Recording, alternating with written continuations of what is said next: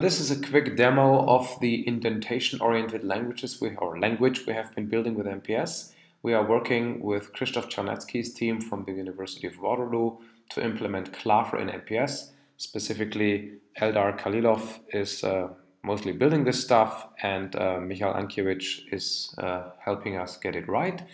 And so what you can see here is a bunch of clavers, an abstract claver wheel, and a car, which has two sub-clavers, an engine, and a bunch of wheels. It's not really important to understand in detail what these clavers are, but you can see that the syntax uses indentation layout. You can use different projections. You can switch the the line which shows the indentation. You can switch that on or off. For now, let's keep it on. So how would you write something like the car claver? Well, I can just write car, and then I can press enter, and for example, enter the engine claver. Notice that it's kind of now a sibling of car, it's not under car. So you can go here to the front and press Alt-Tab, and it indents it and makes it a child. Similarly, if you have an empty line, you can press Alt-Tab to indent and then continue typing wheels, for example. You can also use Alt-Shift-Tab to undent it again. So you can use the usual indentation as you would expect, and yeah, so for example then wheels, wheel. Now we used Alt-Tab so that instead of just Tab and Shift-Tab, because we didn't want it to interfere it with MPS's navigation, which is based on tabs.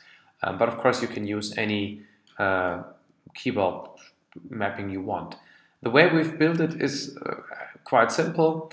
For example, this empty line here, there is simply a key map which is defined for the empty claver modular content, the empty line.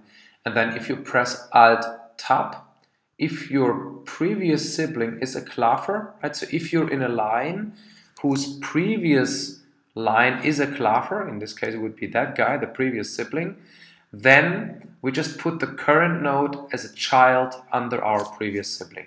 And then, of course, clavers show their children in an indented way, so that's kind of automatic. So indentation means making the current node a child of the previous sibling, and that's what we do here.